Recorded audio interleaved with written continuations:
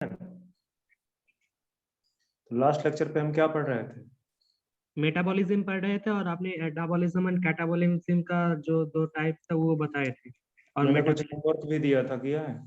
हाँ sir, metabolism का वो जो 2 पेज है ना वो देख के आने को बोला था। विजिबिलिटी क्लियर है? हाँ सर। ओके।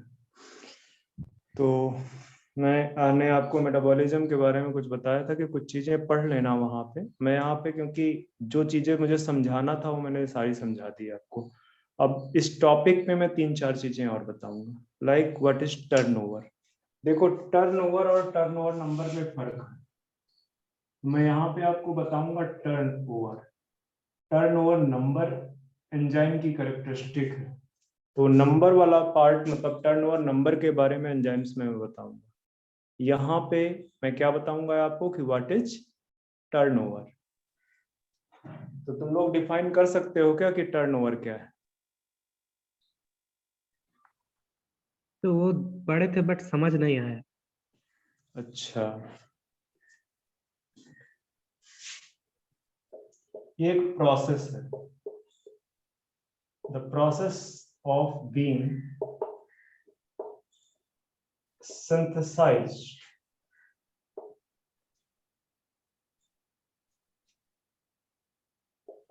या सिंथेसिस लिखो, the process of being synthesis.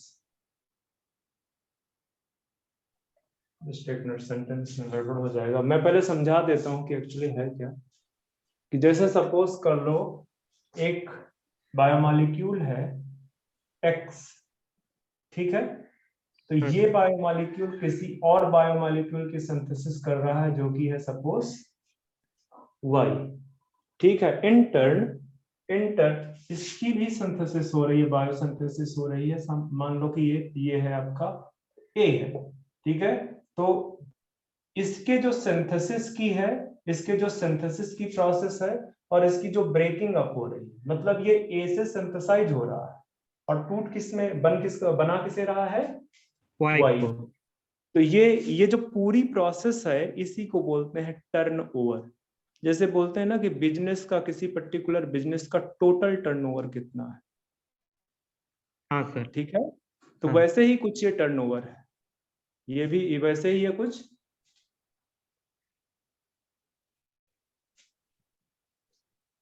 तो आप इसको इस तरह से लिख सकते हो कि the process of being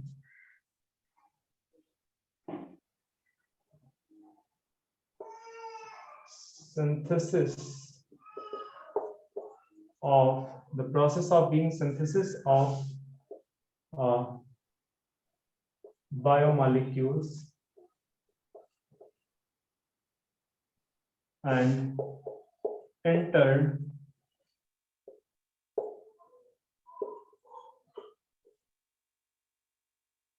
change in some other biomolecule is known as turnover. मतलब कहने का कि एक बायोमॉलिक्यूल की दूसरे बायोमॉलिक्यूल से जो सिंथेसिस है और दूसरे बायोमॉलिक्यूल को जो फॉर्मेशन का जो प्रोसेस है, ठीक है? एक बायोमॉलिक्यूल को ये बना रहा है और दूसरे से ये खुद बन रहा है, ठीक है?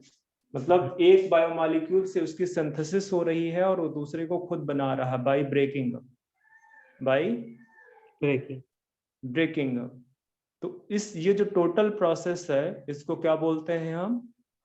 टर्नओवर। ठीक है, अभी कुछ समझ आया या नहीं आया? हाँ सर, आप समझ आ गए। जैसे अब मैं बोलूं कि जैसे आपका ये सेल है, ये आपका सेल है, ठीक है?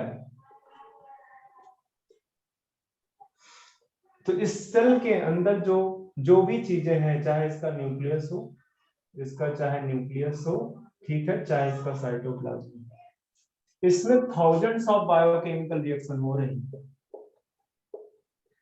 Thousands of biochemical reaction. अब वो जो बायोकेमिकल रिएक्शंस हो रही हैं ये एनाबॉलिक भी हो सकती हैं एंड कैटाबॉलिक भी हो सकती है। कैटाबॉलिक भी हो सकती है। बात समझ में आ रहा है?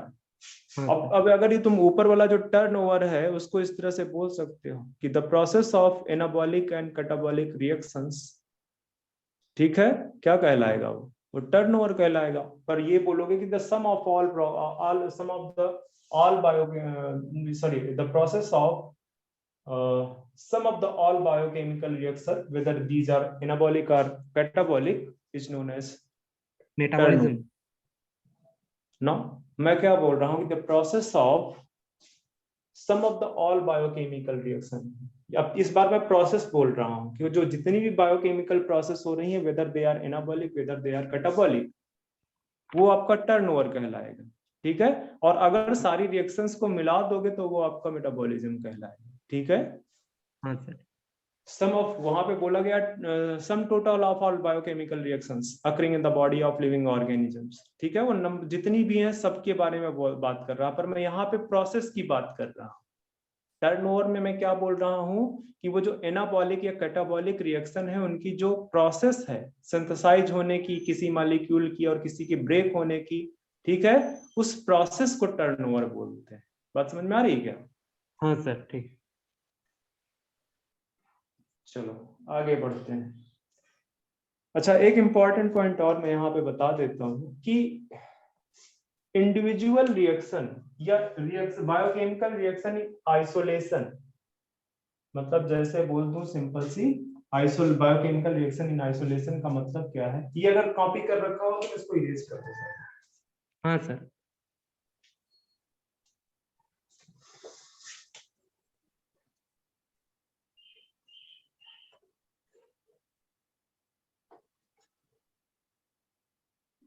मैं पहले स्टेटमेंट लिखाऊंगा फिर बताऊंगा कि जो मेजॉरिटी ऑफ बायोकेमिकल रिएक्शन है, मेजॉरिटी ऑफ बायोकेमिकल रिएक्शन, ज्यादातर जो बायोकेमिकल रिएक्शन है कहाँ पे? इन सेल, सेल के अंदर। इन सेल, दे आर इंटरडिपेंडेंट।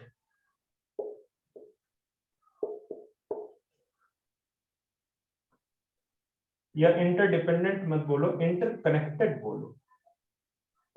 मतलब कहने का क्या, they form metabolic pathway. Metabolic pathway बनेगा तभी तो ये इंटरकनेक्टेड होंगे, मतलब इंटरकनेक्ट होंगे तो क्या बना देंगी? मेटाबॉलिक पाथवे बना देंगे। बात समझ में आ रहा है क्या? हाँ सर। हाँ सर। जैसे जैसे मैं बोलूं कि ए से बी बना, बी से सी बना, सी से डी बना, इस तरह से, ठीक है।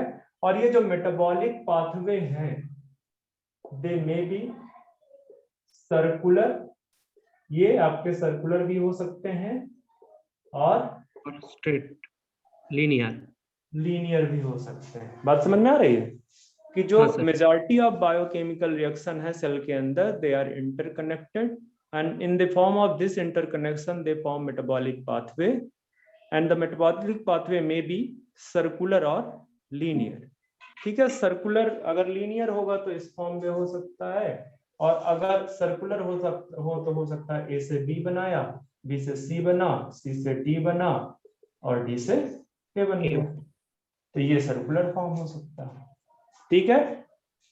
तो मतलब कहने का इस चीज को हम एक दूसरी तरह से बोल सकते हैं कि यहाँ पे जैसे मैंने बोला कि majority of the biochemical reactions are interconnected, तो इसको आप ये भी बोल सकते हो कि majority of the biochemical reaction not occur in isolation, ठीक है। आइसोलेशन में नहीं होती। आइसोलेशन कहने का मतलब है कि ए से बी बना, ये सिर्फ यही बन रहा है, ए से बी ही बन रहा है, तो इस तरह का आइसोलेशन आपको मेजॉरिटी ऑफ बायोकेमिकल रिएक्शन में नहीं मिलेगा। ये बी बना है तो बी समहाउ किसी और से कनेक्टेड होगा, ए भी कहीं ना कहीं और से कनेक्टेड होगा, ठीक है।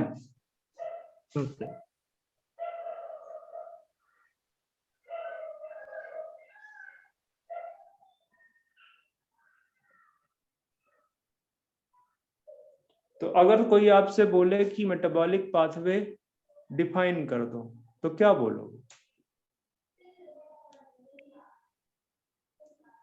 ये एक ऐसा पाथवे है जिसमें बायोकेमिकल रिएक्शन में बायोमोलिक्यूल एक दूसरे से इंटरकनेक्टेड है।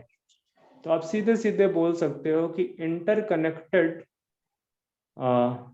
बायोमोलिक्यूल्स, ठीक है, बायोकेमिकल मेटाबॉलिक पाथवे बनाते हैं। या आप इस तरह से बोल सकते हो कि जो इंटरकनेक्टेड बायोमोलिक्यूल्स हैं अकरिंग इन द जस्ट एक मिनट, सेल। हाँ बच्चे एक मिनट रुकना, बैकग्राउंड से नॉइज तो बहुत ज्यादा नहीं आ रही बच्चे? नहीं सर, आपका आवाज क्लियर है। नहीं ओके, सर, लेकिन कोई नॉइज नहीं मेरे है। आसपास थोड़ा सा आवाज आ रही थी तो मुझे लगा शायद आपको वो आवाज तो नहीं सुनाई दे रही। ठीक है, तो मैं क्या बता रहा था कि मैं बता रहा था कि व्हाट इज मेटाबॉलिक पाथवे। तो आप ये बोल सकते हो कि इंटरकनेक्टेड बायोमॉलिक्यूल्स या interconnected biochemical reactions occurring in the body of living organism is known as metabolic pathway. तो आप लिख दो अगर लिखना चाहो।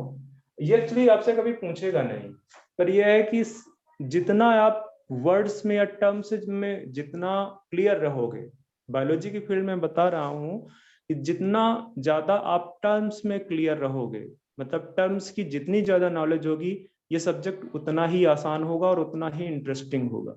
और अगर आपको टर्म्स की नॉलेज नहीं है तो ये रट्टाफिकेशन बन जाएगा और इतना ही ज्यादा आपको परेशान करेगा और कहोगे कि ये तो मुझे याद भूल जाता है, क्योंकि भूलने इसमें बहुत ज्यादा मेमोराइज करने का है।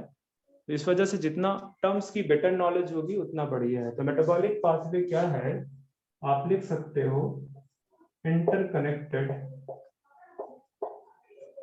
Biochemical reactions occurring in the body of living organism is known as, आगे के लिख देना, ठीक है, is known as metabolic pathway।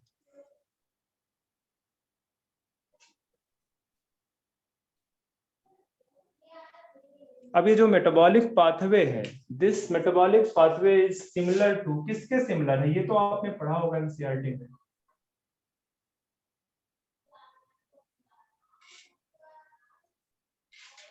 ये तो आपने पढ़ा होगा ना एनसीईआरटी में कि इसकी, एनसीईआरटी में बोला है कि ये मेटाबॉलिक पाथवे किसी से सिमिलरिटी शो करता है।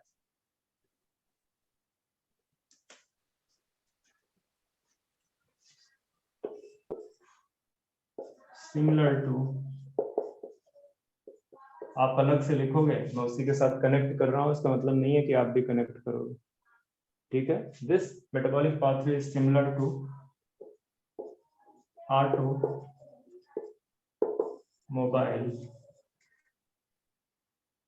Traffic in city। It will be similar to automobile traffic in city। समझ रहे हो? जिस तरह से ऑटोमोबाइल ट्रैफिक होता है, जैसे आप एक क्या बोलते हैं उसको, जहां पे ट्रैफिक पुलिस खड़ा रहता है, दिमाग से इसकी पूरा मेरे नाम हो, जो चौराहा होता है, ठीक है। तो यहाँ पे जैसे ये आपकी रोड है, तो यहाँ पे वो है, ठीक है। तो इनका जो बेसिकली मूवमेंट है या डायरेक्शन है वो बहुत डिफाइंड होता है, ठीक है, वो बहुत डिफाइंड होता है इस तरह से। तो उसी तरह से वो ऑटोमोबाइल ट्रैफिक की बात कर रहा है कि जो मेटाबॉलिक पाथवे हैं, ठीक है, metabolic pathway just similar to automobile traffic in city. और ये एक दूसरे से, जैसे जैसे ऑटोमोबाइल्स आपके जो कि मैनेज होके चल रहे हैं, तो वो एक दूसरे से जनरली टकराते नहीं है कि नहीं? ये पढ़ा है कि नहीं, ये बताओ पहले। हाँ सर, हाँ सर, हाँ सर। तो फिर क्यों नहीं बोल रहे हो?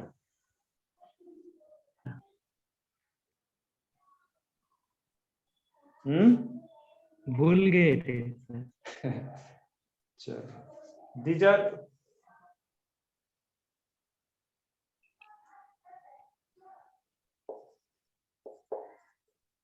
मेटाबॉलिक पाथवे में जो मेटाबोलाइट्स है, मेटाबोलाइट्स का मतलब इंटरमीडिएट बायोमॉलिक्यूल्स, ठीक है। मेटाबॉलिक पाथवे में मैं अगर मेटाबोलाइट्स बोल रहा हूँ, दैट मीन्स कि ये क्या है, इंटरमीडिएट क्या है, ये इंटरमीडिएट्स बायोमॉलिक्यूल्स। तो जो मेटाबोलाइट्स हैं basically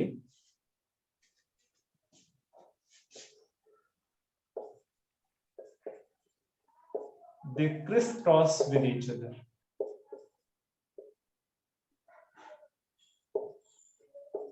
Crisscross with each other. एक दूसरे को क्या करते हैं, क्रिस क्रॉस करते हैं।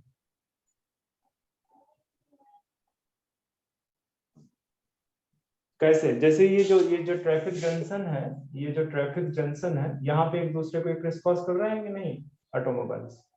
हाँ सर। ठीक है, तो ये मेटाबोलाइट्स भी मेटाबॉलिक पाथवे में जो मेटाबोलाइट्स हैं वो क्या करते हैं, एक दूसरे को criss cross with each other. ठीक है, सिमिलर टू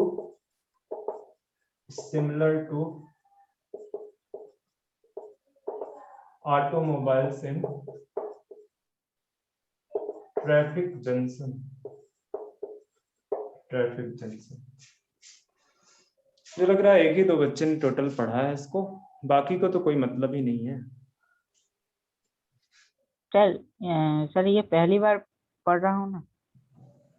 क्या बच्चे? सर ये पहली बार पढ़ रहा हूँ।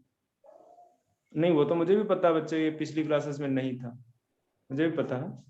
बट जब आप किताब पढ़ते हो थोड़ा बहुत तो याद रह जाता है कि नहीं याद रहा बिल्कुल से,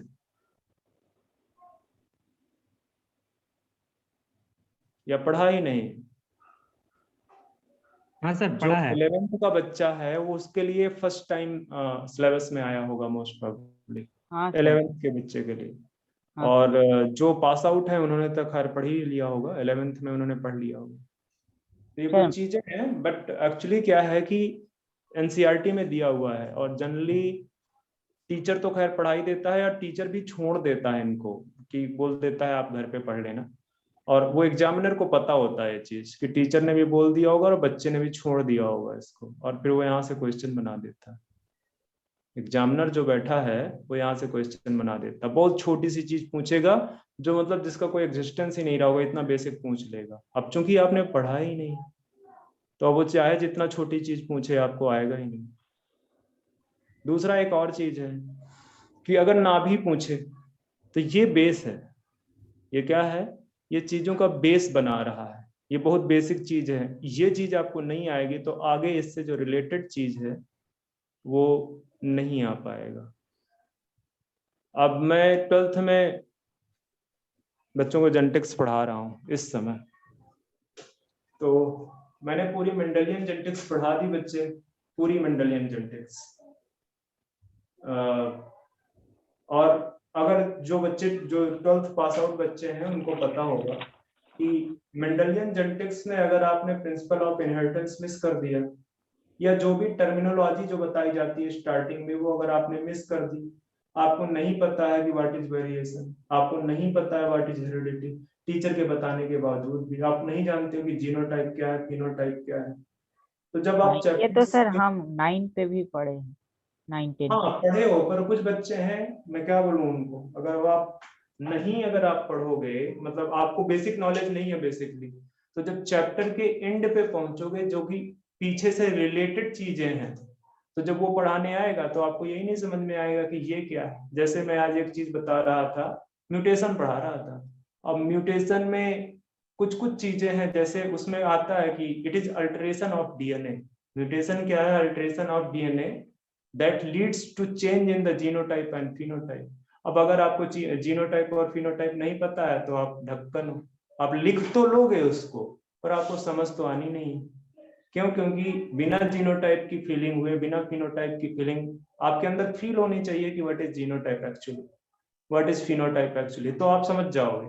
बट अगर आपके अंदर फीलिंग ही नहीं है तो फिर टीचर चाहे जितना बकता रहे कोई फायदा है नहीं। फिर उसमें एक पॉइंट था कि mutation is also one of the cause of variation in organism in addition to the recombination। recombination को छोड़ के म्यूटेशन भी एक रीजन है वेरिएशन का लिविंग ऑर्गेनिजम्स में। तो अब आपको पता ही नहीं है कि व्हाट इज वेरिएशन या व्हाट इज रिकॉम्बिनेशन, जबकि मैं सब चीजें पीछे पढ़ाता चला जा रहा हूँ। तो पूछा मैंने कि भाई कितनी बार पढ़ा है, ऑनेस्टली बताओ। ये तो मैंने 10-12 लेक्चर पहले का मतलब महीने भर पहले मैंने पढ़ा रखा है, कितनी बार रिवीजन किया? तो बोले एक बार। मुझे बता सकते हो कि बायो के ये टर्म एक बार जब आपने पढ़ा तो क्या आपको एक बार से याद हो जाएंगे? जबकि मुझे पता 9th-10th में आप ढक्कन थे। तो ये तो स्टोरी है। क्या क्या पढ़ेंगे वो लोग? इरिटेशन होती है इस तरह के बच्चे को पढ़ाने में। और इत्तेफाक से बच्चे टोटल कितने हैं? 5 के आसपास। और 5 में से 3-4 तो ज्यादातर आते ही नहीं है, एक ही आता है, रेगुलर आता है वो। और उसके ये हाल है कि उसको टर्म्स का ही पता नहीं। क्या पढ़ाओगे आप? सर नहीं सर, ये सर 11th में हूँ तो ये चैप्टर फर्स्ट है, तो अभी अभी कुछ प्रॉब्लम हो रहा है। नहीं, मैं तो बच्चे बोल ही नहीं रहा हूँ तुम्हारा। मैंने तो 11th वाले बच्चे को तो पहले ही अलग कर दिया, सेपरेट कर दिया। मतलब 11th का बच्चा अगर है, और ये चीज चूंकि है ही नहीं है 9th-10th में कहीं पे, 8th की तो कोई बात ही नहीं है, 9th-10th में भी ये चीज नहीं हाँ है। सर। बट हाँ, एक चीज जरूर है कि आपको, मैंने अगर होमवर्क दिया है तो यू हैव टू रीड। आपको पढ़ना चाहिए, वो समझ आए ना आए वो अलग बात है, पर पढ़ना जरूर चाहिए। चलो ठीक है, नेक्स्ट आप घर पे बैठ के पढ़ना मेरे पढ़ाने के बाद। तो मैं कुछ चीजें बता रहा था यहाँ पे कि मेटाबॉलिक पाथवे में जो इंटरमीडिएट्स हैं, these intermediates are known as metabolites, they criss cross with each other similar to the traffic junction. ठीक है, जैसे ऑटोमोबाइल्स ट्रैफिक जंक्शन में एक दूसरे को क्रॉस करते हैं, वैसे ही जो मेटाबोलाइट्स हैं, इंटरमीडिएट बायोमॉलिक्यूल्स हैं, ये भी एक दूसरे को क्रिस क्रॉस करते हैं। ठीक है, हाँ सर। हाँ सर। चलो आगे थोड़ी सी एक और चीज बात करते हैं।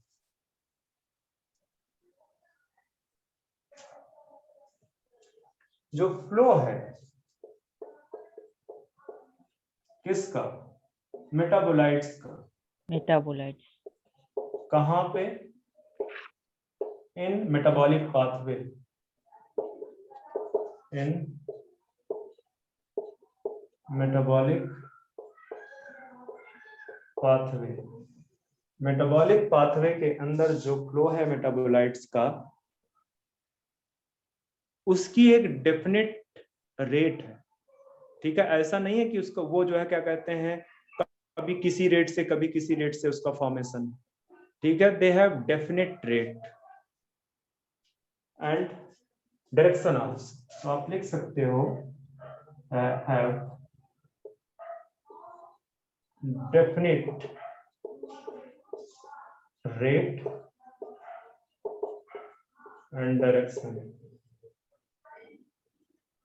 आल्सो। रेट और डायरेक्शन क्या होंगे इनके? डेफिनेट। ठीक है,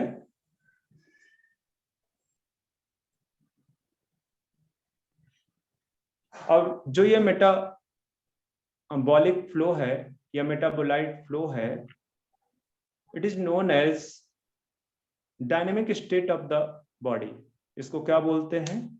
ये जो फ्लो ऑफ मेटाबॉलाइट्स की बात कर रहा हूं, state of body. This is dynamic state of the body. पढ़ा है ये चीज?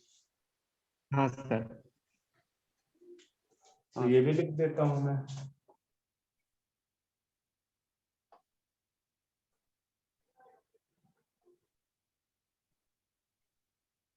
सर आपको कैसे, आपको लाइन बाय लाइन याद आता है?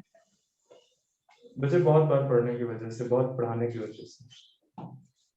सर वही तो, हमें तो सर लाइन बाय लाइन याद ही नहीं रहता। नहीं तो अगर एमबीबीएस में सिलेक्शन चाहते हो बच्चे, तो आपको कम से कम एनसीईआरटी का एक एक चैप्टर 20-25 टाइम्स पढ़ना पड़ेगा, मिनिमम 20-25 टाइम्स। और इत्तेफाक से मैं क्या बताऊं, ये जो ऑनलाइन एजुकेशन है, it is not good at all. हाँ सर, एकदम बहुत बेकार। घटिया है सर। मजबूरी है एक्चुअली, तो कुछ कर नहीं सकते हो, क्योंकि जान बची तो फिर आगे कुछ कर पाओगे। बट कोशिश करो, आपस में इंटरकनेक्ट करो, कम्युनिकेशन बना के रखो, क्योंकि कंपटीशन फील होता रहे। मेन चीज है कंपटीशन लैकिंग हो जाता है इसमें। ठीक है, जो कंपटीशन है वो लैकिंग हो जाता है। पढ़ तो जो मैं बोल रहा हूँ वही चीज मैं वहां पे भी बोलूंगा, ऐसा नहीं है कि वहां पे मैं कुछ और चीज बोल दूंगा। बट जो तुम अपने बगल वाले स्टूडेंट से जो कंपटीशन फील करते हो, उसके बाद फिर घर पे उस एनर्जी को यूज करते हो पढ़ने में, वो लैकिंग हो जाता है। तो इसी में बच्चा, आप देखो इस साल क्या होता है, इस साल मतलब किस तरह से बच्चे वो करते हैं। क्योंकि एक चीज तो क्लियर है, आज नहीं तो कल, 1 साल 2 साल में ये जो ऑनलाइन एजुकेशन है ये मुंह के बल गिर जाएगी। मतलब ये तभी तक सक्सेसफुल है जब तक कोरोना चल रहा है, कोरोना की वजह से ये सक्सेसफुल है। अदरवाइज जो क्लासरूम टीचिंग प्रोग्राम है उसका अलग सिग्निफिकेंस है। वो बच्चे को मतलब इतना एनर्जाइज्ड कर देता है, चाहे वहाँ पे टीचर डायरेक्ट उसमें आता है तो वो कुछ चीज़ें बोलता है, बच्चा अपने कॉम्पिटिटिव स्टूडेंट्स, अपने बच्चे अपने साथ वाले कॉम्पिटिटिव जो कंपटीशन में साथ साथ बच्चे की तैयारी कर रहे हैं, उनके साथ पढ़ के जो है क्या कहते हैं, उनसे एनर्जी फील करता है कि अरे इतना इसने इतना कर लिया तो मुझे भी करना चाहिए। तो वो जो है चीज़ें होती, कई बार बच्चे आपस में कुछ डिस्कस कर रहे होते हैं, उससे कुछ यूनिक चीज़ सीख जाते हैं, उससे जो चीज़ सॉर्ट आउट नहीं कर पाते घर बैठ के वो वहाँ पे कर लेते हैं। तो जो क्लासरूम प्रोग्राम है वो बड़ा यूनिक है, उसका कोई तोड़ नहीं है। बट ये है कि हाँ, क्योंकि आपके पास वो अभी ऑप्शन बंद पड़ा है तो आप इस ऑप्शन को यूज करो, जितना मैक्सिमम यूटिलाइज कर सकते हो जरूरी है, क्योंकि अभी तो आपके पास ऑप्शन ही नहीं, अभी तो आपको ये ऑनलाइन एजुकेशन ही यूज करना पड़ेगा। तो it would be better to take live classes, not videos. Video से आप सीख नहीं पाओगे, 10 मिनट से 15 मिनट्स में आप किसी भी वीडियो से बोर हो जाओगे। बट जब आप लाइव क्लासेस में होते हो तो live classes is still better than YouTube videos, they are still better because somehow you are connected with the teacher and also with some of the students. तो जो है लाइव क्लासेस इज बेटर। तो मैं तो यही बोलूँगा कि जितना टाइम है उसको यूटिलाइज करो। कई बार होता है कि आप पढ़ रहे हो, आपको कोई चीज़ समझ नहीं आ रही है, उसको छोड़ दो उस टाइम के लिए, उसको छोड़ दो, दूसरी चीज़ को पढ़ो, फिर से वापस आके उसको पढ़ो। कई बार दिमाग कभी थकता नहीं है, ध्यान में ये रखना, दिमाग थकता नहीं है, दिमाग बोर हो जाता है। ठीक है, और जब दिमाग बोर हो जाएगा तो वो क्या करेगा, वो उस चीज को एक्सेप्ट करना बंद कर देगा। तो दिमाग थकता नहीं है, दिमाग बोर होता है, तो आप क्या करो, उसको किसी और चीज पे उलझा दो, तो उस चीज को एंजॉय करने लगेगा, वहां पे वो काम करेगा। बट आप जो है क्या कहते हैं, अगर उसी चीज पे लगे रहोगे तो फिर आपसे कोई बहुत ज्यादा टोटल प्रोडक्ट नहीं निकलेगा, आपका एफिशिएंसी घटेगा। तो अगर आपको लगता है कोई चीज बोर कर रही है तो उसको दूसरे चीज पे ले जाओ। हाँ, एक जो प्रॉपर नींद है, अपनी स्लीप टाइम वो प्रॉपर रखना, 7 to 8 आवर्स, 7 आवर्स तो minimum.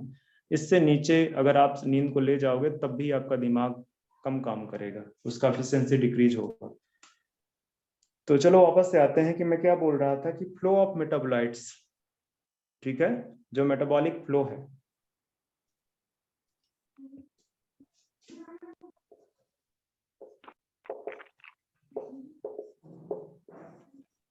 flow is known as dynamic state of the body constituents.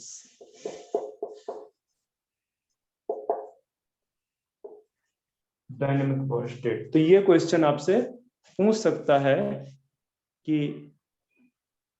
What is dynamic state of the body constituents. उसमें 4 ऑप्शन होंगे, एक होगा मेटाबोलाइट फ्लो, या आपसे ये बोल सकता है फ्लो ऑफ इंटरमीडिएट्स बायोमॉलिक्यूल्स, इस तरह से भी दे सकता है। ठीक है, तो मतलब कूप मंडूक मत बने रहना। कूप मंडूक का मतलब होता है कुएं का मेढक। हाँ सर। तो कि मतलब जो कुआं है वही जिंदगी है, मेढक को ऐसा लगता है जो कुएं में रहता है, बट वैसा मत बने रहना। थोड़ा सा अपने दिमाग को फोकस रखना, इधर उधर चीजें में लगा के रखो, कि अगर वो थोड़ा इधर उधर करता है लैंग्वेज को तो आप समझ सको। एक 2 पॉइंट और लिखा देता हूं, लाइक जो मेटाबॉलिक रिएक्शंस हैं या बायोमॉलिक्यूलर रिएक्शंस हैं जो, ठीक है, metabolic reactions, these are the enzyme catalysed reaction. जितनी भी मेटाबॉलिक रिएक्शन है या बायोकेमिकल रिएक्शन, जितनी भी,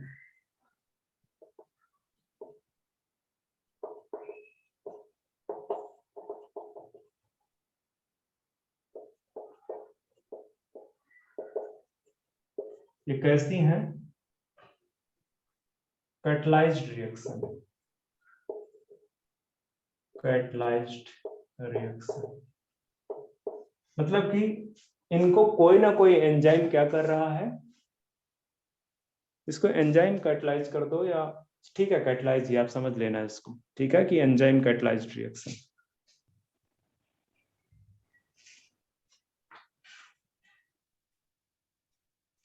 तो इसको आप इस तरह से भी बोल सकते हो। किस तरह से? इसको लैंग्वेज चेंज करो, इसका ऊपर वाले स्टेटमेंट।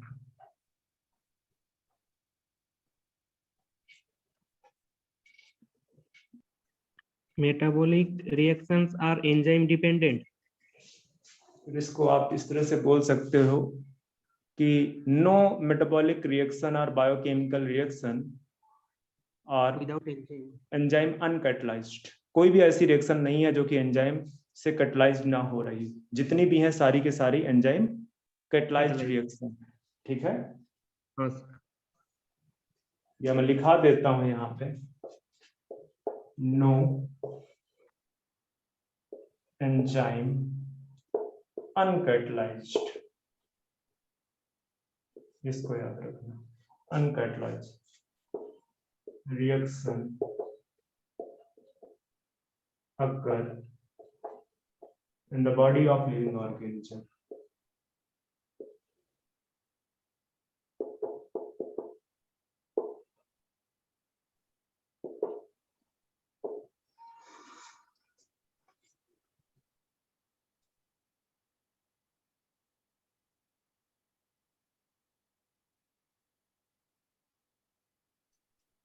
हो गया?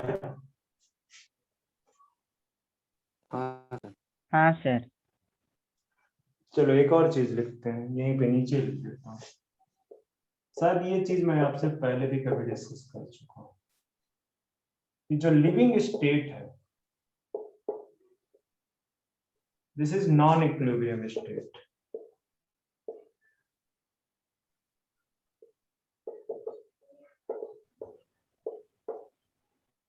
ये चीज मैंने कभी बताई है? हाँ सर। हाँ सर। ठीक है, कि जो लिविंग स्टेट है वो नॉन इक्विलिब्रियम स्टेट है, क्योंकि अगर तो ये इक्विलिब्रियम में आ गया, दैट मीन्स डेट हो कि अब जो है इसमें एनर्जी नहीं है, अब इसमें एनर्जी का इनपुट नहीं है, और अगर एनर्जी का इनपुट नहीं है दैट मीन्स कि अब वो लिविंग स्टेट नहीं।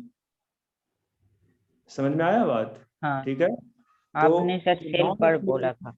हाँ, ये जो नॉन इक्विलिब्रियम स्टेट है, इट इज मेंटेन्ड बाय, कैसे मेंटेन करते हैं? रिएक्शंस के द्वारा। Maintained by providing energy input. आप बाहर से एनर्जी प्रोवाइड करते हो इसको नॉन इक्विलिब्रियम स्टेट में मेंटेन करने के लिए।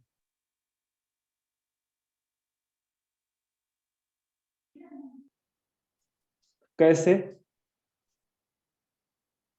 खाना खाने के दौरान।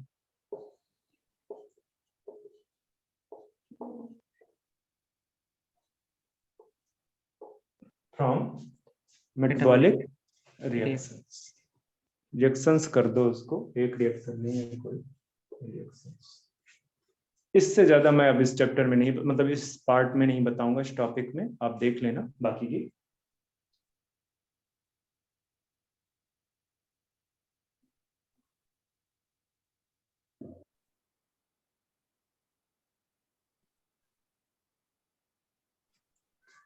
एक और चीज लिखाई दूं क्या?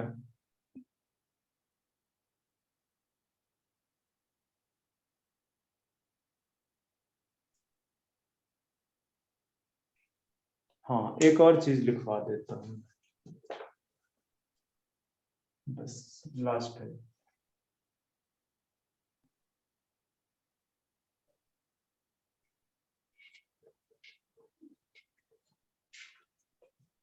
इसी के आगे कंटिन्यूएशन में लिखना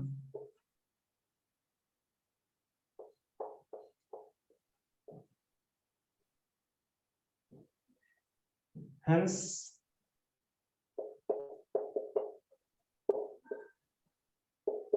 living state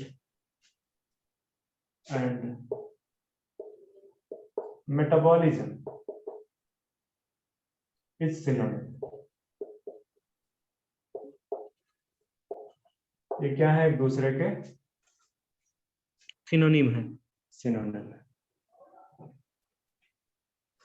तो यहां से हो गया। अब एक लास्ट टॉपिक हमारे उसमें बचा है, मतलब इस चैप्टर का मैं लास्ट टॉपिक अब पढ़ाने जा रहा हूं, वो है एंजाइम। ठीक है, तो अब हम स्टार्ट करेंगे न्यू टॉपिक, एंजाइम्स।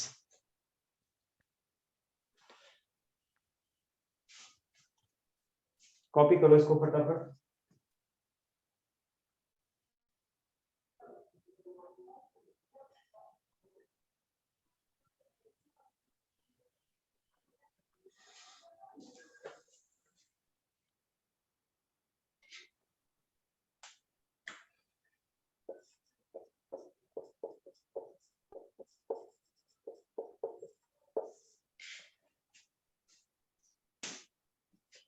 एंजाइम्स को अगर आपको डिफाइन करना हो तो आपको कई सारी चीजें पता है। Enzymes are biocatalyst.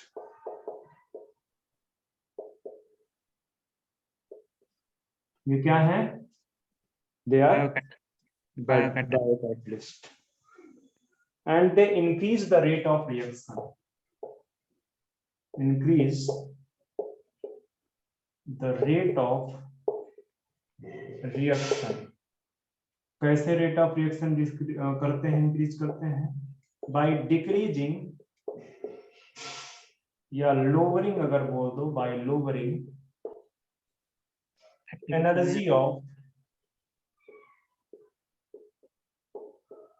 Activation energy. Activation energy भी बोल सकते हैं। ठीक है, जो एनर्जी ऑफ एक्टिवेशन है उस बायोकेमिकल रिएक्शन को कराने के लिए, उसको डिक्रीज करके रेट ऑफ रिएक्शन बढ़ाता है एंजाइम। तो आप डिफाइन कर सकते हो इस तरह से कि enzyme are biocatalyst that increase the rate of reaction by decreasing energy of activation of that particular biochemical reaction.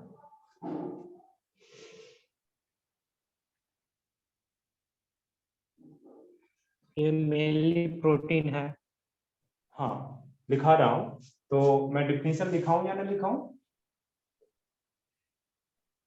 हमसे लिखा ही दीजिए।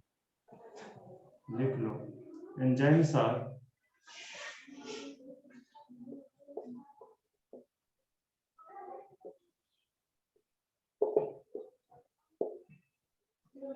biocatalyst that increase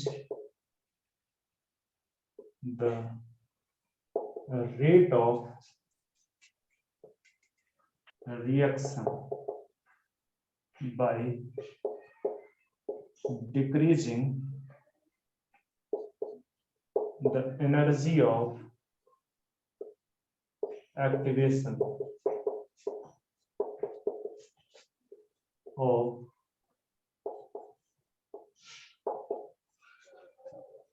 of a particular biochemical reaction.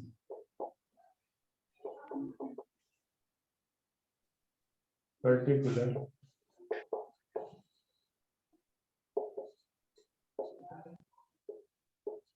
Biochemical. और आपको मैं पहले भी बता चुका हूं कि लिविंग ऑर्गेनिज्म के अंदर कोई भी ऐसी बायोकेमिकल रिएक्शन नहीं है जो कि एंजाइम कैटलाइज नहीं हो, ना हो। नहीं है। ठीक है, तो ध्यान में रखना, ये स्टेटमेंट आपसे पूछ सकता है इन फॉर्म ऑफ ऑप्शन कि biochemical reactions are non enzyme catalysed, ठीक है, या एंजाइम अनकैटलाइज्ड। चलो अब कैरेक्टरिस्टिक की बात करते हैं, कुछ पॉइंट्स और लिखा देता हूं, इसको कॉपी कर लो फटाफट।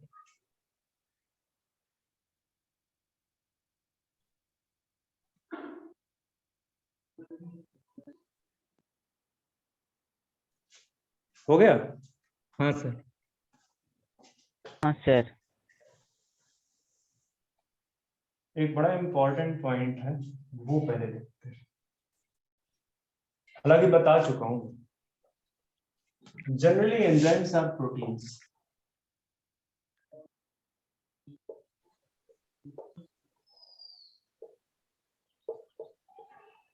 एंजाइम्स क्या है? Proteins, except ribozyme nucleic acid है वो। Except ribozyme. राइबोजाइम एक्चुअली क्या है? These are RRN। Nucleic acid. Ribosomal RNA, ribosomal RNA, rRNA, ठीक है। जो राइबोजाइम है, इनके कुछ एग्जांपल तो मैंने पहले ही दे दिया था। Peptidyl transferase. हाँ, पेप्टाइडिल ट्रांसफरेज और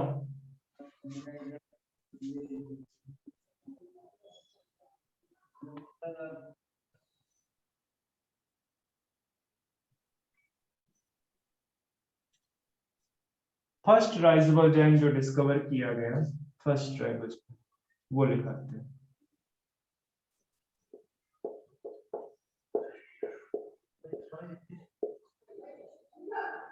फर्स्ट राइबोजाइम दो थे, एक राइबोन्यूक्लियस पी है और एक L19। L19.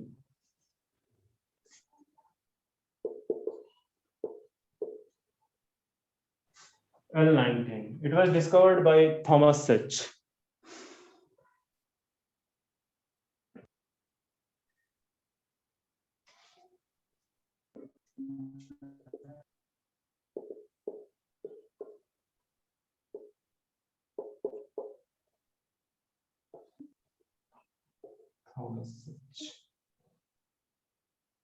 In tetrahymena thermophila.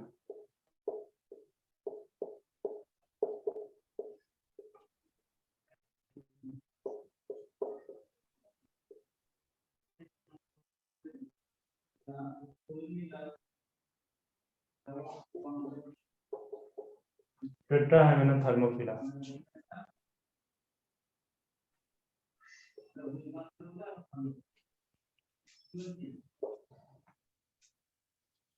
तो ये तो L19 था। दूसरा इसी के साथ में पैरेलल ही दोनों को नोबेल प्राइज मिला था। दूसरा है राइबोन्यूक्लियस पी।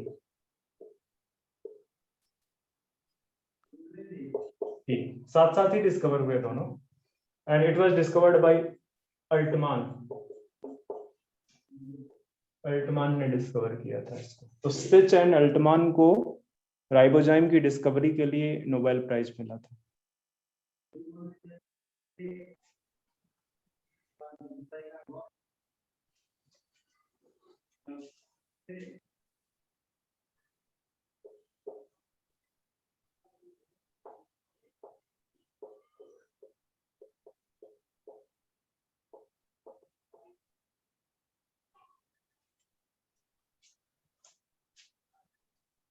तो generally enzymes are proteins except ribozyme. Ribozyme are ribosomal RNA molecules which catalyze biochemical reaction. और जब मैं आपको जेनेटिक्स पढ़ाऊंगा, स्पेशली मॉलिक्यूलर जेनेटिक्स, तो मैं आपको दो हाइपोथेसिस बताऊंगा। एक है सेंट्रल डोग्मा हाइपोथेसिस, नाम सुना है? हाँ सर। और दूसरी है आरएनए वर्ड हाइपोथेसिस। तो जो सेंट्रल डोग्मा हाइपोथेसिस है वो ये बोलती है कि सबसे पहले क्या बना, कौन सा बायोमॉलिक्यूल बना? डीएनए। डीएनए, मतलब सबसे पहले जेनेटिक मटेरियल के फॉर्म में डीएनए बना, फिर उससे आरएनए, मैसेंजर आरएनए बना, और फिर क्या बना? प्रोटीन। बट इसमें दिक्कत क्या थी कि डीएनए से आरएनए के बनने के लिए तुमको क्या जरूरत पड़ेगी? No enzyme is no biochemical reaction is without enzyme. कोई एंजाइम अनकाटलाइज्ड रिएक्शन तो हो ही नहीं सकती थी ना लिविंग एंजाइम लगेगी, तो उसको तो एंजाइम चाहिए थी, और most of the enzymes are protein. तो जब प्रोटीन बना ही नहीं था तो प्रोटीन ने कैटलाइज कैसे किया?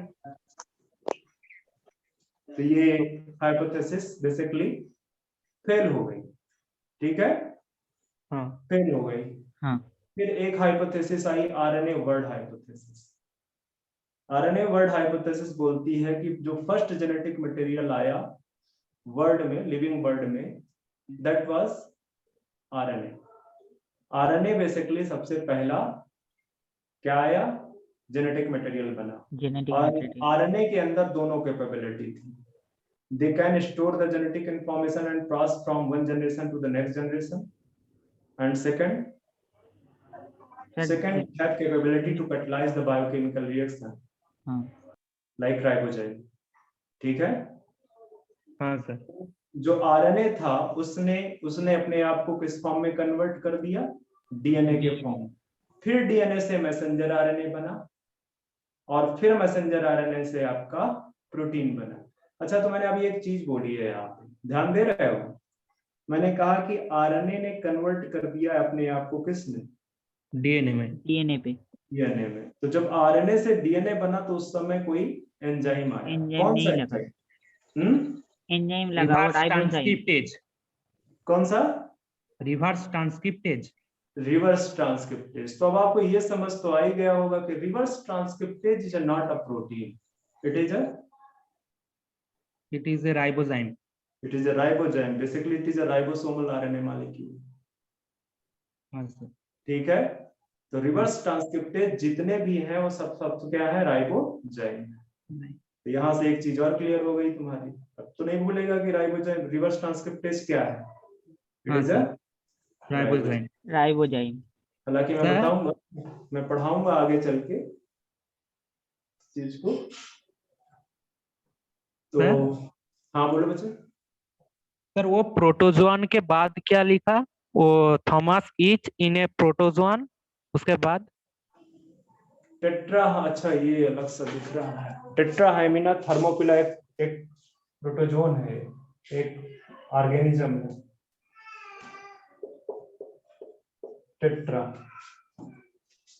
टेट्राहाइमिना थर्मोफिला एक प्रोटोजोन है, एक ऑर्गेनिज्म। Okay sir.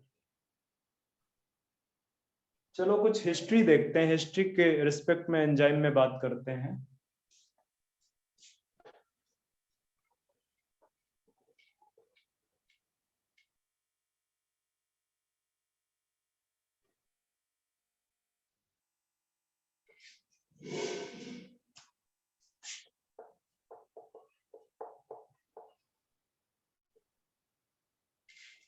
तो the term enzyme was given by, किसने टर्म दिया एंजाइम?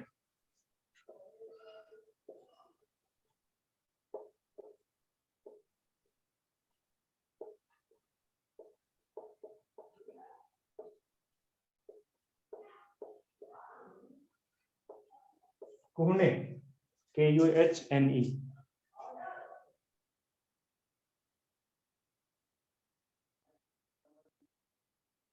दूसरा, द फर्स्ट एंजाइम या फर्स्ट डिस्कवर्ड एंजाइम। नहीं बच्चे इस तरह से लिखो, इस तरह से मत लिखो।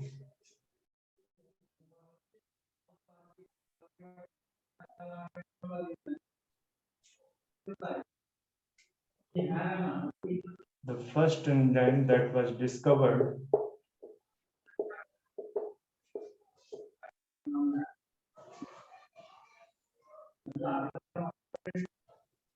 was डायास्टेज।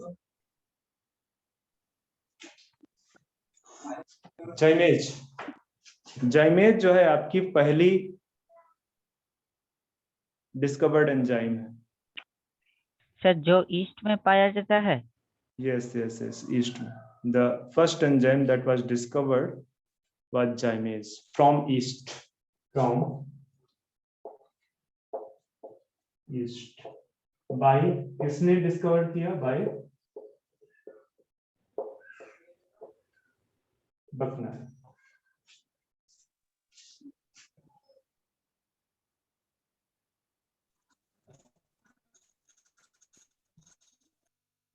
और ये जाइमेज जो है, it is a enzyme complex, ध्यान में रखना, एक एंजाइम नहीं है।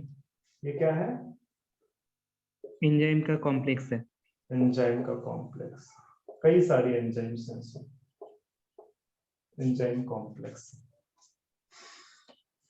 फर्स्ट टाइम एंजाइम के क्रिस्टल्स बनाए सुमनर ने।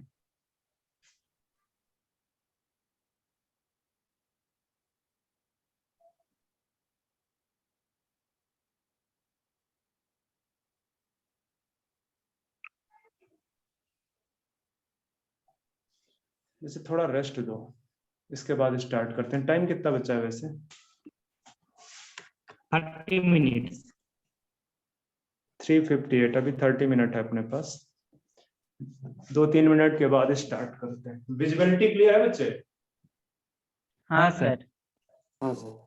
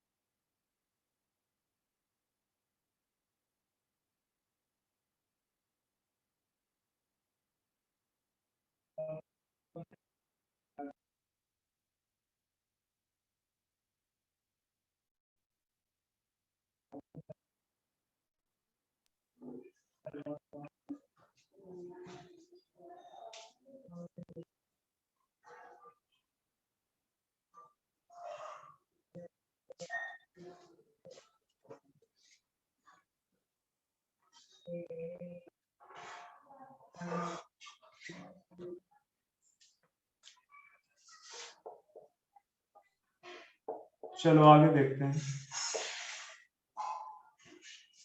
First purified and crystallised, crystal बनाए गए जिस प्रोटीन को, पहले उसको प्यूरिफाई किया गया और फिर उसके क्रिस्टल्स बनाए गए।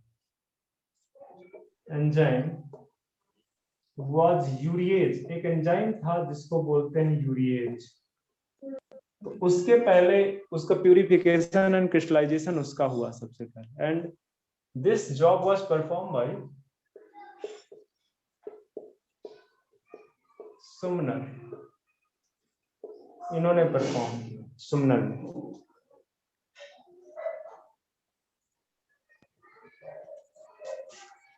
इसका एंजाइम प्रोटीन्स होते हैं, ठीक है। अभी तक ये नहीं पता कि एंजाइम्स का बायोकेमिकल नेचर क्या है, नहीं पता था। तो इस चीज को एस्टैब्लिश करने वाले कि एंजाइम्स का नेचर प्रोटीनेसियस है, इट वाज नॉर्थरॉप एंड सुमनर, ठीक है। तो आप ये लिख सकते हो कि proteinaceous nature of enzyme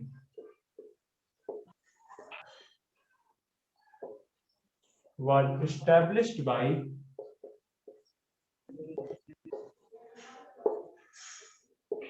Northrop and Sumner.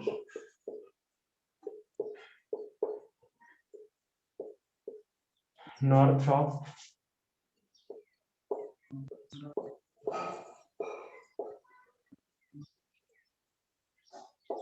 and Sumner.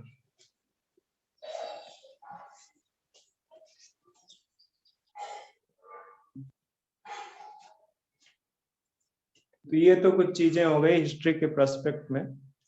Now come at some of the characteristic of the enzymes, या हाँ कैरेक्टरिस्टिक ही, या प्रॉपर्टीज बोल लो। जनरल कैरेक्टरिस्टिक की बात अभी हम कर रहे हैं, कुछ स्पेसिफिक कैरेक्टरिस्टिक हैं वो बाद में डिस्कस करेंगे। अभी हम जनरल कैरेक्टरिस्टिक की बात कर रहे हैं।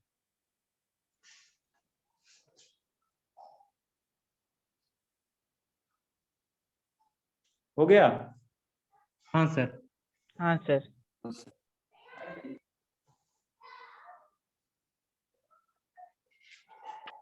तो जनरल कैरेक्टरिस्टिक आप हेडिंग डालो।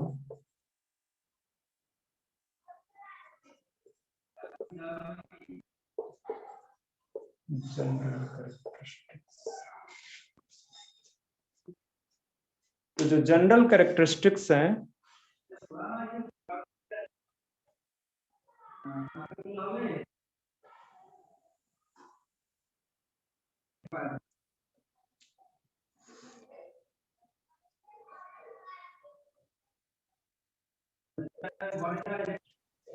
जनरली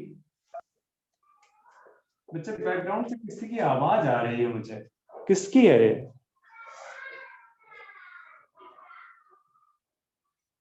सर हमारी तरफ से नहीं। सेंटर से है क्या? नहीं सर। सेंटर से नहीं है? नहीं चलो सर। चलो आगे बढ़ते हैं कि जनरली एंजाइम्स आर, या इस तरह से लिखो, generally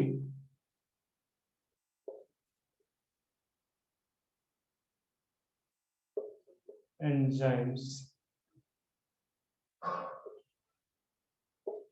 are large size molecule, या आर हटा लो, enzymes have large size and high molecular weight and high molecular, generally इनका जो साइज है वो बड़ा होता है, हाई मॉलिक्यूलर वेट होता है। उससे क्या है कि जितना बड़ा साइज होगा उतनी ज्यादा उसमें नंबर ऑफ एक्टिव साइट्स होंगी और उतनी तेजी से वो एंजाइम को कैटलाइज कर पाएगा। मैं एक्टिव साइट्स क्या होता है वो अभी बताऊंगा जब बीच में पहुंचूंगा एंजाइम्स के, ठीक है, जब स्ट्रक्चर ऑफ एंजाइम डिस्कस कर रहा हूं। बट फिलहाल ये मान लो कि एक्टिव साइट्स में कैटालिसिस रिएक्शन होती है, कैटलाइजिंग कैटालिसिस होता है उसमें, ठीक है। तो जितना ज्यादा एक्टिव साइट्स होंगी उतना ही रेट उसकी बढ़ जाएगी कैटालिसिस की, ठीक है। इस वजह से जनरली जो एंजाइम्स होती हैं उनका साइज बड़ा होता है, और साइज बड़ा होगा तो जाहिर सी बात है मॉलिक्यूलर वेट बढ़ जाएगा।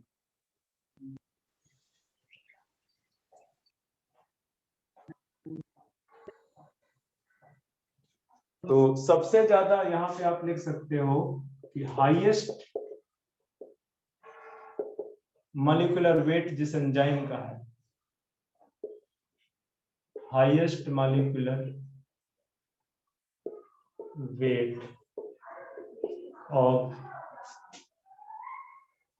वो है पायरुवेट डिहाइड्रेज कॉम्प्लेक्स का, पायरुवेट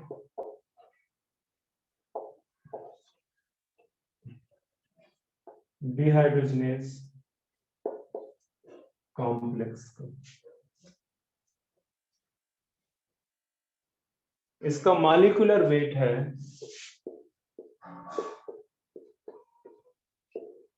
अप्रॉक्सीमेट 46 लाख।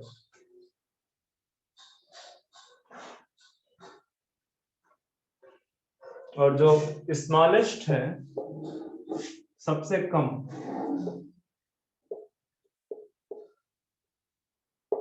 वो है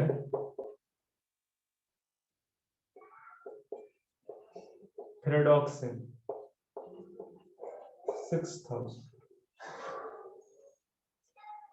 6000। हाईएस्ट आपका पायरुवेट डिहाइड्रोजनेज कॉम्प्लेक्स है और स्मॉलेस्ट है आपका थ्रेडॉक्सिन।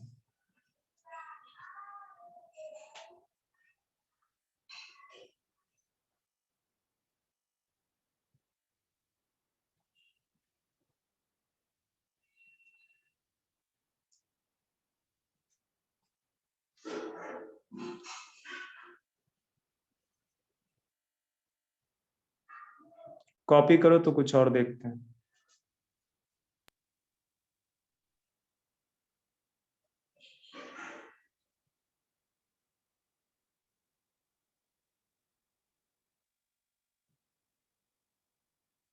क्या बच्चे?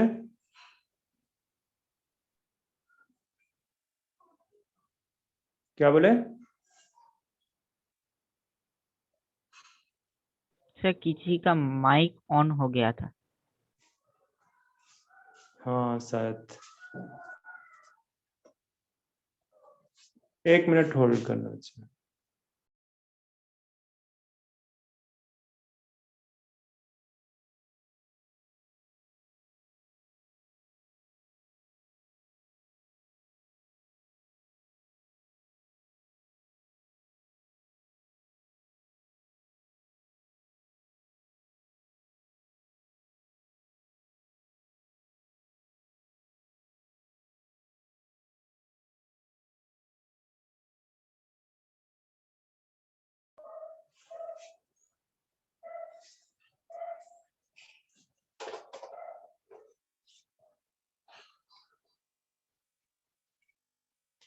Generally proteins exist in tertiary structure, ये तो मैंने पहले ही बता दिया था।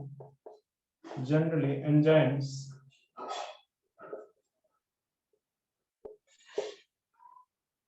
फंक्शनल, या इस तरह से बोलो, enzymes exist in tertiary structure.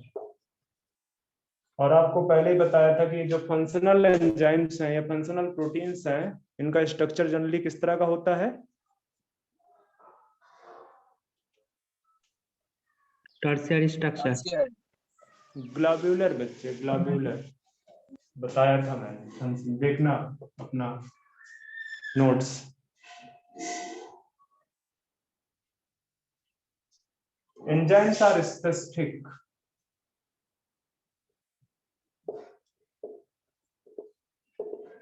for pH, temperature,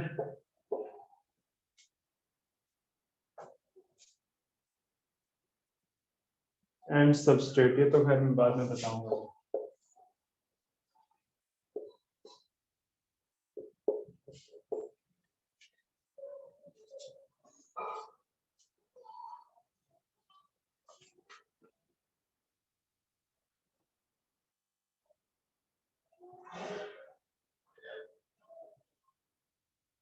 enzymes are water soluble. Enzymes कैसे हैं?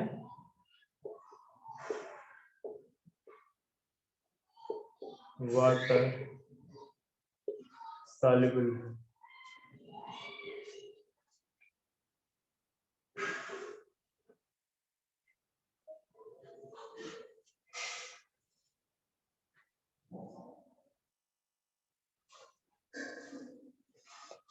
कुछ और भी पॉइंट्स हैं, लाइक नोट करके लिखना, नोट करके, जैसे ऑल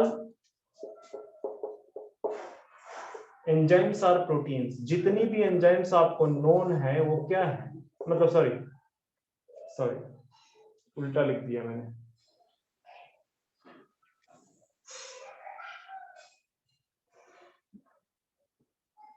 जनरली ये मान के चलना, ठीक है? जनरली, नॉट ऑल, एक्चुअली इस तरह से लिख देगा तो लिखिए तो generally all enzymes are protein. ज्यादातर जो एंजाइम्स हैं वो क्या हैं? प्रोटीन से। प्रोटीन है। But all proteins are not enzyme. सारी प्रोटीन्स तो एंजाइम नहीं है ना। ना। और नॉट एंजाइम। एक ये स्टेटमेंट आप याद रखना।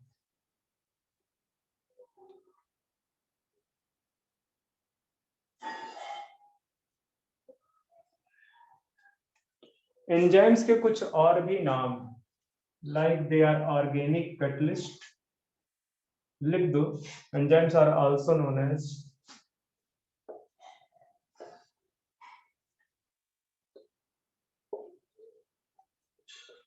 एज किस फॉर्म में?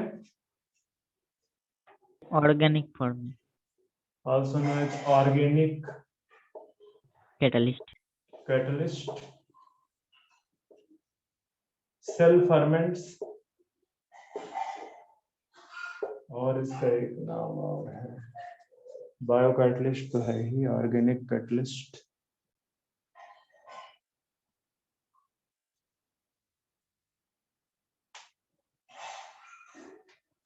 Metabolic regulator.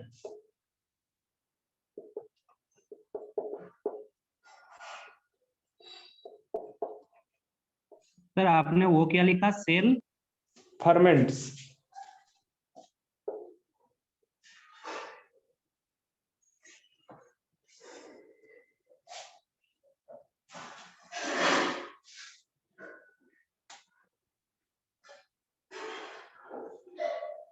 एक और पॉइंट लिख दो, इंपॉर्टेंट है। जनरली एंजाइम कैटलाइज्ड रिएक्शंस जो होती हैं वो रिवर्सिबल होती हैं।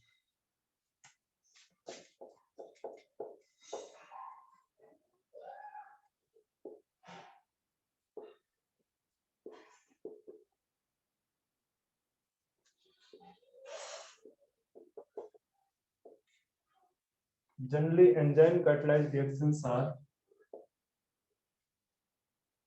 reversible, except, या इस तरह से लिख सकते हैं, but they can be made irreversible by input of energy। अगर आप एनर्जी इनपुट दे देते हो तो आप उसको इरिवर्सिबल बना सकते हो। या इस तरह से आप इस चीज को लिख देते हो कि it depends on, but it depends on, किस चीज पे डिपेंड करते हैं? एनर्जी पे, एनर्जी, गिवन एनर्जी, और भी कई सारे पॉइंट हैं, एनर्जी, टेम्परेचर। जस्ट एक मिनट होल्ड करना बच्चे जरा, या ठीक है।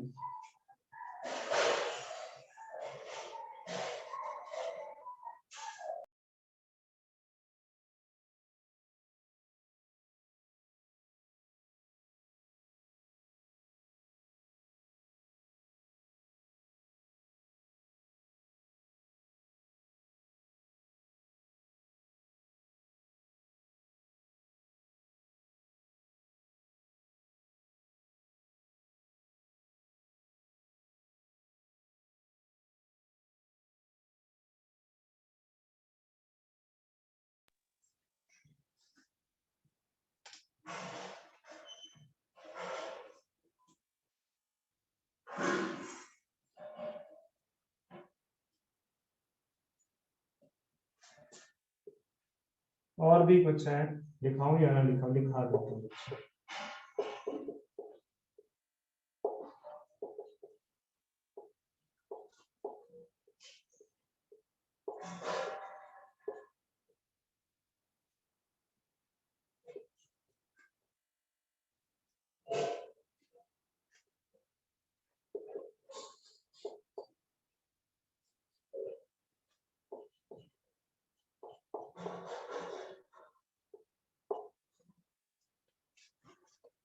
एनर्जी रिक्वायरमेंट पे, अवेलेबिलिटी ऑफ रिएक्टेंट पे, कंसंट्रेशन ऑफ एंड प्रोडक्ट पे।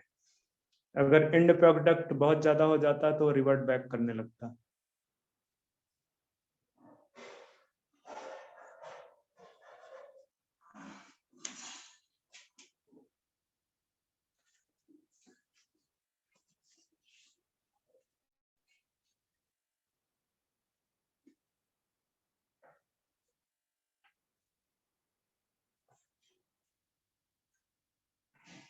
कुछ और चीजें देखते हैं जरा सा।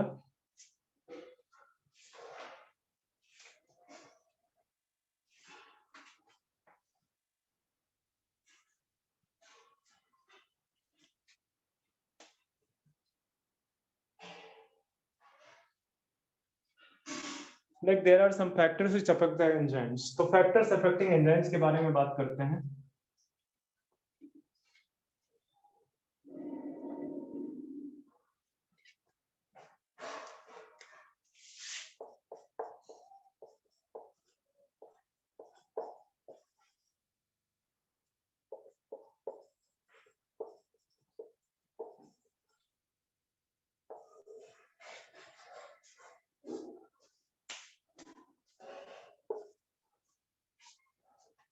factor affecting enzymes.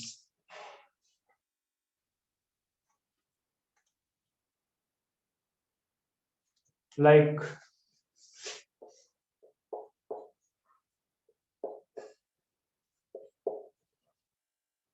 temperature,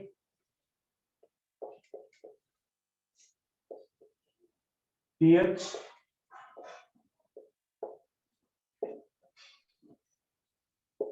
substrate of the reaction,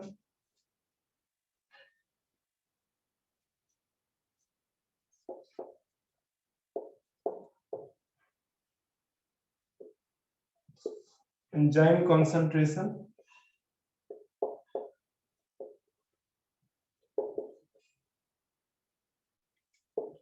product concentration या end product भी बोल सकते हो, end product concentration,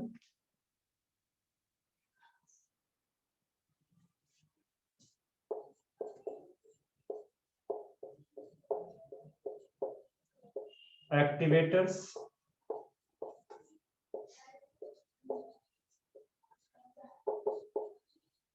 inhibitors,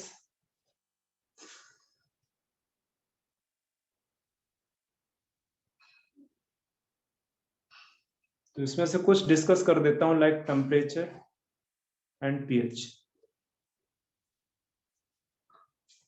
इसको आप कॉपी कर लो फिर बता।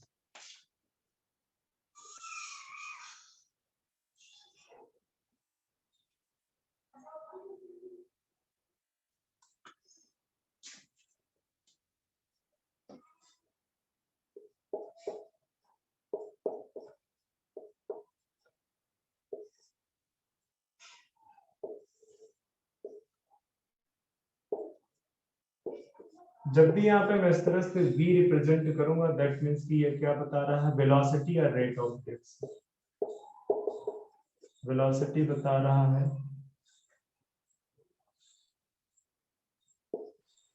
और रेट ऑफ रिएक्शन, और इधर की तरफ तो आपको पता ही है कि मैं अगर टेम्परेचर डिस्कस करने जा रहा हूँ, ये टेम्परेचर हो, तो जैसे तो इनिशियली रेट ऑफ रिएक्शन बहुत कम होगा, फिर जैसे जैसे टेम्परेचर बढ़ेगा रेट ऑफ रिएक्शन बढ़ेगा,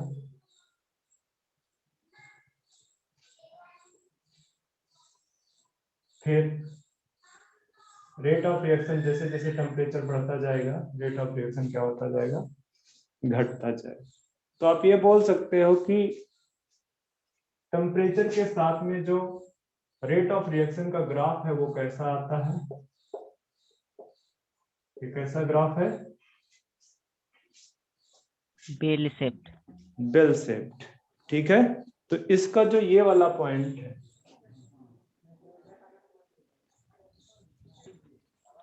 ये इस पॉइंट पे, या आप बोल सकते हो इस टेम्परेचर पे जो रेट ऑफ रिएक्शन है वो मैक्सिमम, इस वाले टेम्परेचर को हम बोलते हैं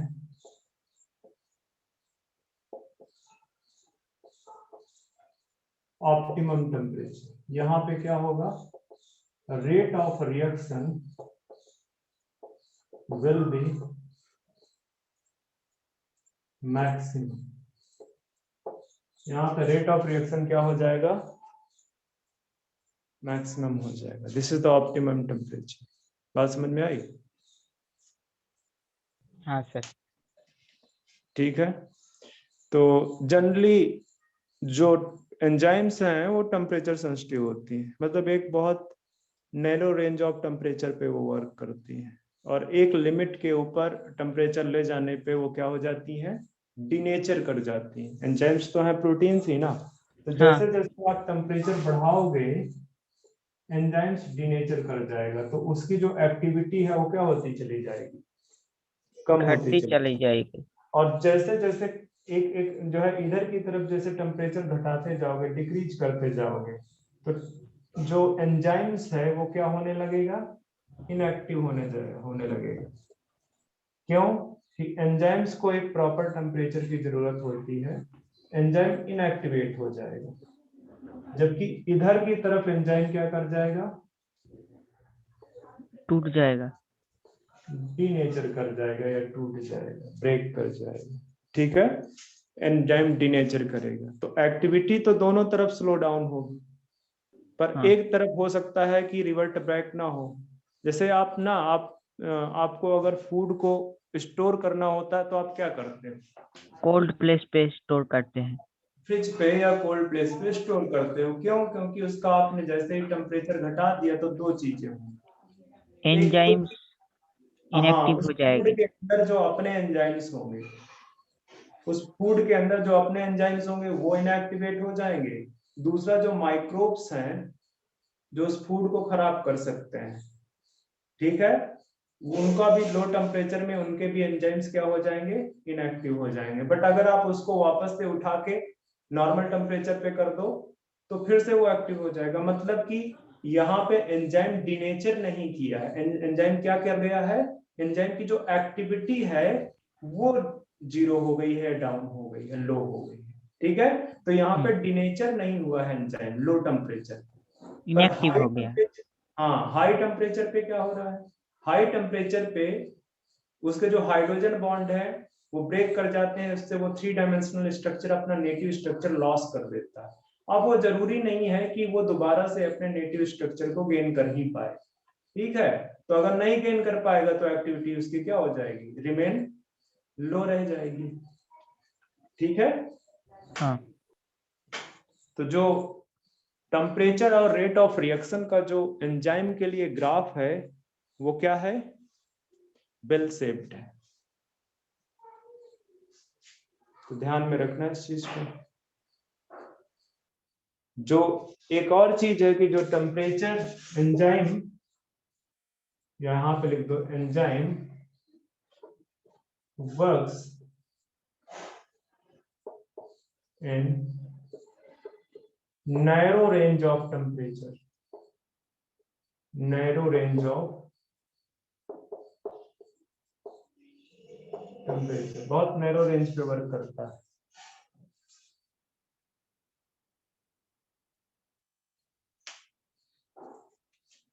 इसी तरह से पीएच वाले का भी देख लेते हैं।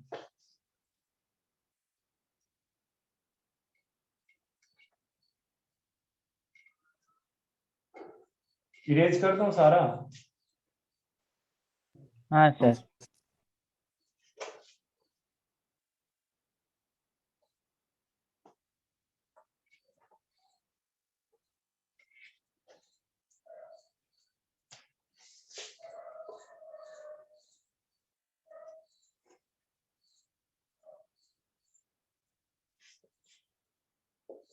वैसे ही ग्राफ इसका भी बनेगा।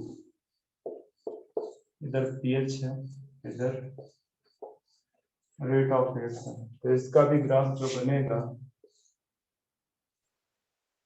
कैसा बनेगा? Bell shape. Bell shape. इसकी भी एक्टिविटी ऑप्टिमम होगी।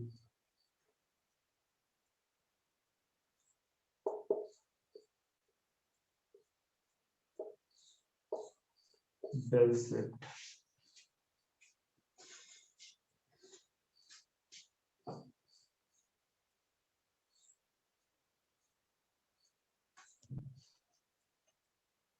यहाँ पे भी लिख दो, generally enzymes work in narrow range of pH. Generally enzyme works in narrow range of pH.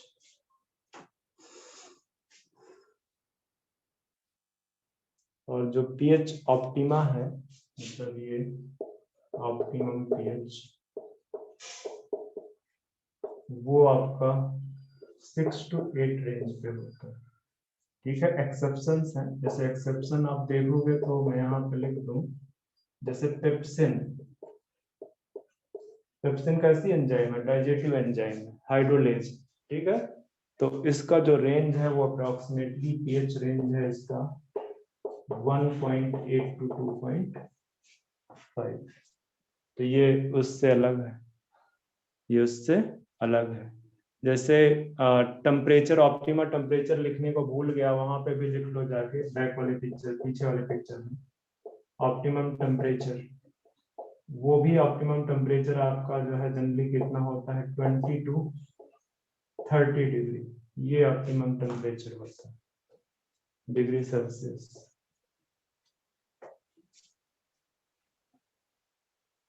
या इसको बच्चे थोड़ा सा चेंज कर लो, दिस इज 25 to 35,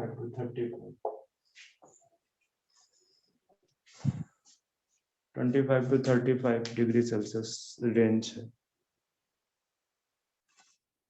तो आज के लिए बस बच्चे इतना ही। नेक्स्ट लेक्चर पे हम यहीं से आगे स्टार्ट करेंगे। कुछ चीजें और बतानी है मुझे इसमें कि किस तरह के ग्राफ आते हैं एक्टिविटी जब आप प्लॉट करते हो। ठीक है, तो कोई डाउट तो नहीं? सर एक क्वेश्चन पूछूं? हाँ तुरंत पूछो। सर इस टॉपिक से नहीं, वो दूसरे टॉपिक से पूछो। सर वो राइबोसोम तो प्रोटीन बनाता है ना, वो एक सेल में राइबोसोम तो माइटोकॉन्ड्रिया के अंदर भी है, एमनी साइटोप्लाज्म में भी है और प्लास्टिड में भी है। तो वो तीनों जगह है भी प्रोटीन बनाएगा राइबोसोम जो प्रेजेंट होगा। हाँ, राइबोसोम का काम ही है वो प्रोटीन फैक्ट्री। वो माइटोकॉन्ड्रिया का अंदर भी जो राइबोसोम है वो प्रोटीन बनाएगा। तो हाँ, वहाँ पे जो माइटोकॉन्ड्रिया की कुछ अपनी प्रोटीन्स हैं जिसको जो उसके जीनोम द्वारा बनाई जाती है। ओके। और सर 70s और 80s राइबोसोम द्वारा बनाया गया प्रोटीन तो डिफरेंट होगा ना? हाँ डिफरेंट होगा, बट जो ओरिजिन है माइटोकॉन्ड्रिया की, उसकी ओरिजिन वो है प्रोकैरियोटिक ओरिजिन, एंडोसिम्बायोटिक एसोसिएशन पहले रहा कभी एक छोटी और बड़ी प्रोकैरियोटिक सेल के बीच में, तो वो उसकी ओरिजिन ही है प्रोकैरियोटिक, तो उसमें उसी तरह के प्रोटीन्स उसके रिक्वायर्ड है। तो वो मैमल्स में जो आपका माइटोकॉन्ड्रिया है उसका जो राइबोसोम है वो 50s है। ठीक है, तो वो जो है क्या कहते हैं 55s है वहाँ पे, तो वो मैटर नहीं करता है, वो उसकी रिक्वायरमेंट है, वो वहाँ पे बनेगी प्रोटीन्स। अब जनरली जो प्रोकैरियोट्स की सेल मेम्ब्रेन पे राइबोसोम्स प्रेजेंट होते हैं, तो अगर कोई प्रोटीन मेम्ब्रेन प्रोटीन है तो वो वहीं पे बन जाएगी, वहीं का राइबोसोम उसको बना देगा। Okay sir. चलो आज के लिए बस इतना ही, नेक्स्ट मिलते हैं।